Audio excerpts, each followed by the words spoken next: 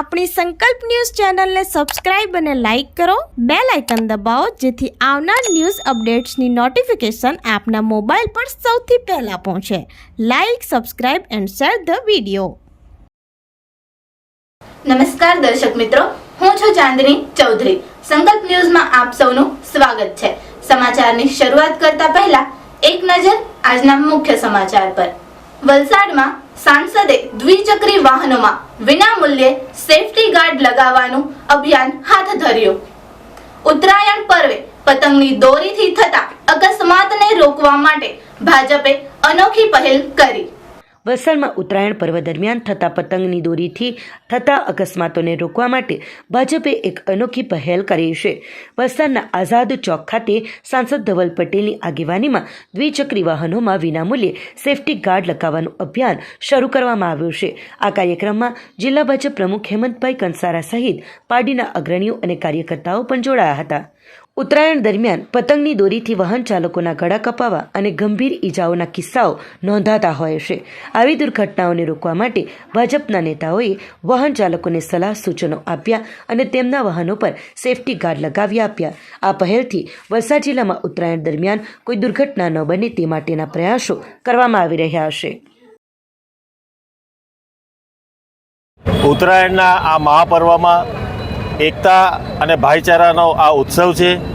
આ એકતા અને ભાઈચારાનો ઉત્સવ આપણે સૌ રંગેચંગે ઉજવી શકીએ અને જે પતંગની દોરીઓ દ્વારા જે ટુ વ્હીલરવાળા બાઇક ચાલકોનો જે ગળાની અંદર એ દોરી ફસાય છે અને તેનાથી એમને હાનિ પહોંચે છે, તેના ભાગરૂપે ભારતીય જનતા પાર્ટી વલસાડ દ્વારા અને આપણા આ કાર્યક્રમની અંદર ઉપસ્થિત એવા સાંસદ શ્રી ધવલભાઈ, ધારાસભ્ય શ્રી ભરતભાઈ, મહામંત્રી શ્રી કમલેશભાઈ, અન્ય કાર્યકર્તાઓ દ્વારા આજે જે રાહદારીઓ છે, રાહદારીઓને સેફટી ગાર્ડ આપીને પતંગના આ ઉત્સવ જે છે એને હર્ષ ઉલ્લાસ સાથે મનાવીએ છીએ. સાથે સાથે આ ઉત્સવ દરમિયાન પશુ પક્ષીઓને પણ જે નુકસાન થાય છે એના માટે જીવદયા પ્રેમીઓને પણ સંપર્ક કરીને એમને પણ પ્રોટેક્શન મળી રહે અને એવા કોઈ પશુ પક્ષી હોય કે જ્યારે એમને તાત્કાલિક ટ્રીટમેન્ટ આપવાની જરૂર હોય તે જાતની વ્યવસ્થાઓ પણ ગોઠવવામાં આવી છે.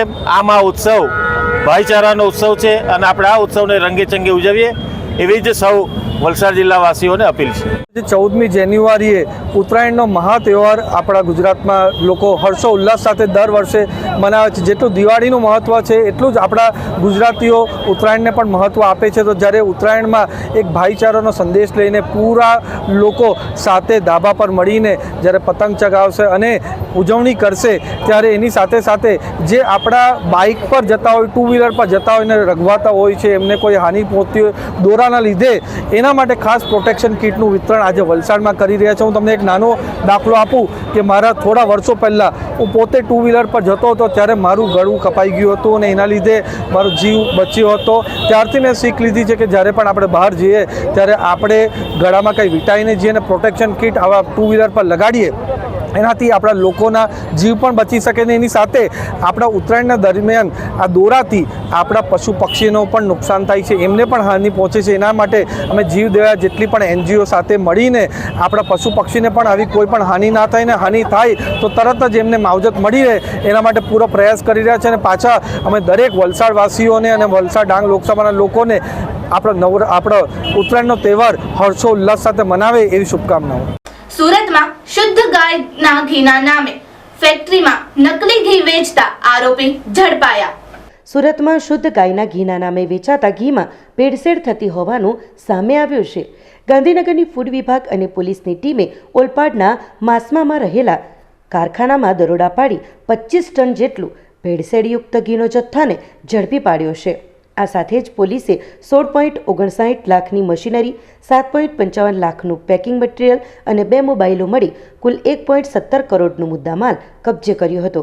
હાલમાં પોલીસે રાકેશ ઈશ્વર ભરતિયા તેમજ ભૂપેશ ઈશ્વર ભરતિયાની અટકાયત કરી વધુ તપાસ હાથ ધરી છે.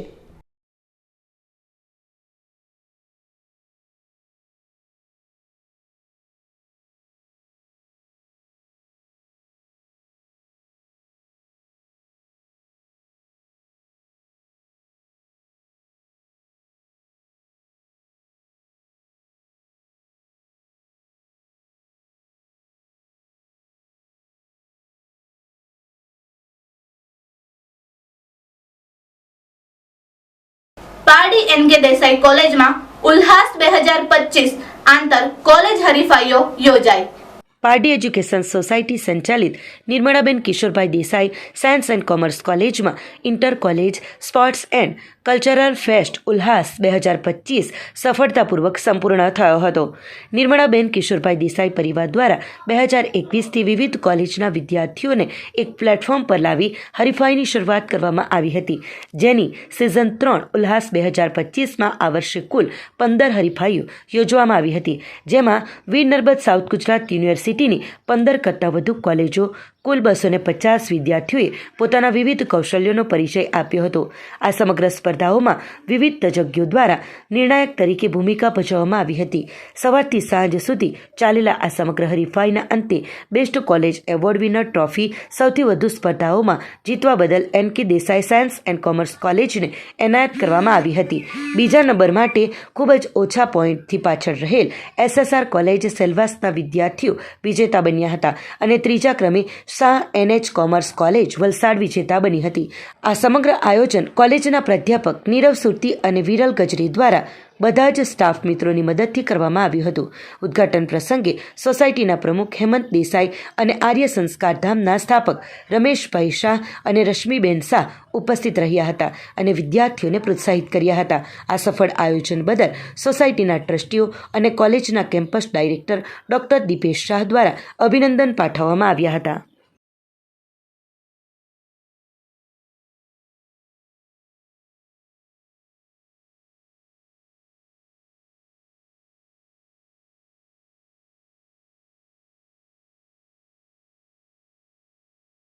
બેઠકમાં વડોદરા ગામે જથ્થાબંધ ગામના ખેડૂતોની આગામી દિવસોમાં લડી લેવાની રણનીતિ ઘડાઈ. ગીર સોમનાથ જિલ્લાના વેરાવળ, સૂત્રાપાડા અને કોડીનારના ગ્રામ્ય વિસ્તારમાંથી સંભવિત કોમર્શિયલ રેલવે લાઇન મામલે 2016થી ખેડૂતો વિરોધ કરી રહ્યા છે. જોકે લાંબા સમયથી આ રેલવે લાઇન મામલે કોઈ ગતિવિધિ ન થતાં ખેડૂતોએ રાહતનો શ્વાસ લીધો હતો, પરંતુ ફરી ગૂગલ મેપ પર સંભવિત રેલવે લાઇનની ગતિવિધિ દેખાતા ખેડૂતોની ઊંઘ હરામ થઈ છે.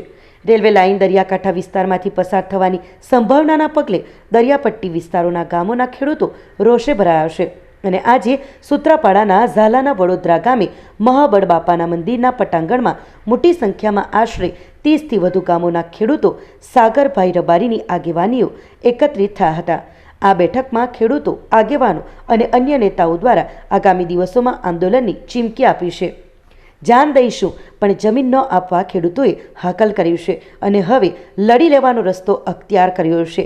સાથે જ રેલવે વિભાગ અને સરકાર સાથે પણ આ મામલે ચર્ચા કરવાની રણનીતિ ઘડવામાં આવી છે.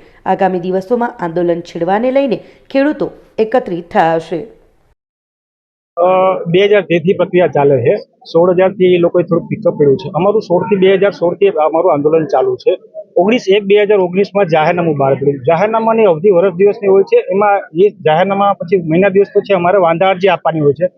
અમારા આ વિસ્તારના ત્યારે 39-40 ખેડૂતો ગામના ખેડૂતો આવતા હતા.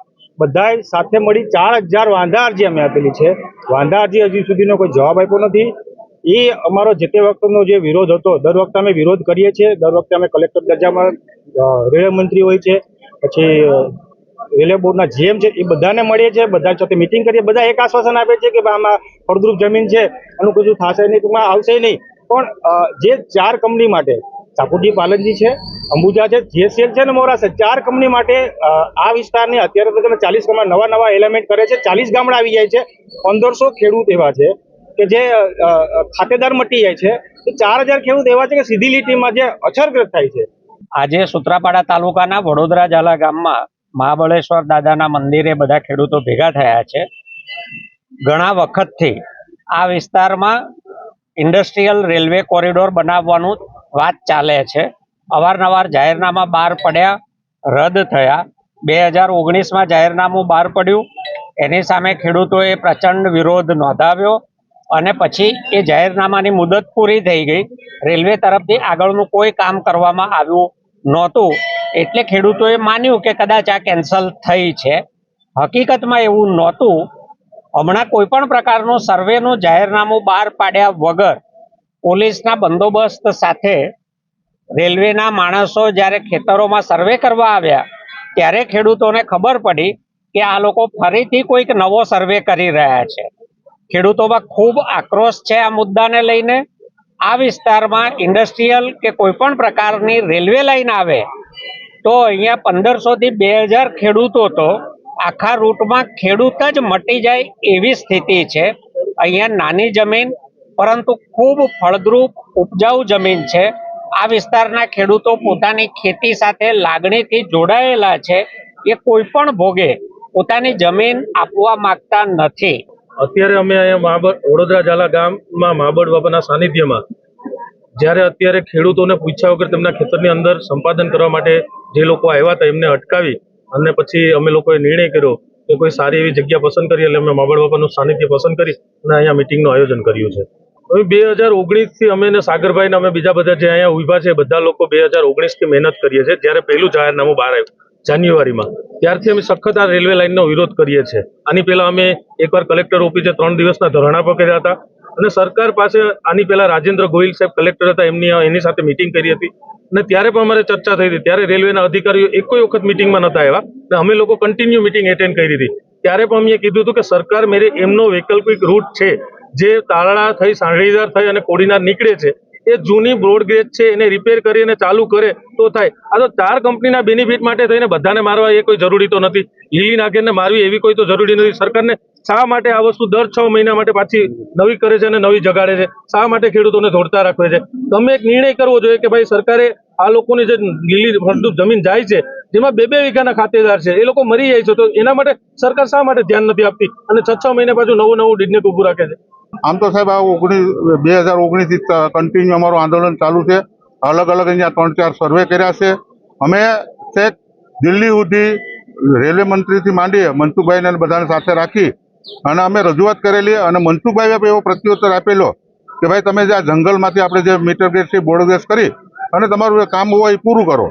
અને માત્ર રહીને આ સિંહોની જંગલવાળા વાતો કરતા હોય તો સિંહો તો અહીંયા જ છે. અત્યારે અમારા ગામમાં 20-25 સિંહોનું રહેણાંક છે પ્રશ્નાવડામાં. તો અહીંયા પણ સિંહોનો પ્રશ્ન તો છે તો ખરેખર એને જે ઓલી લાઈન છે એ ચાલુ કરી અને ઓલું કરવું જોઈએ અને ખેડૂતોને ખરેખર ફળદ્રુપ જમીન અને ટૂંકી જમીન છે એમાંથી એને બસાવવા જોઈએ. અહીંયા લગભગ 33-35 ગામના લગભગ 2000 થી 2500 ખેડૂતોને આડાડું ગમે એમ કરીને નુકસાન થાય છે અને આ રેલવેની કોઈની જરૂરિયાત જ નથી. એમ માત્ર ને માત્ર ઉદ્યોગો માટે થઈ આ ખેડૂતોને હેરાન કરવા માંગે છે. તો આ હતા આજના સમાચારો. નવા સમાચારો સાથે કાલે ફરી મળીશું. નમસ્કાર. આપણી સંકલ્પ ન્યૂઝ ચેનલને સબસ્ક્રાઇબ અને લાઇક કરો, બેલ આઇકન દબાવો જેથી આવનાર ન્યૂઝ અપડેટ્સની નોટિફિકેશન આપના મોબાઈલ પર સૌથી પહેલા પહોંચે. Like, subscribe and share the video.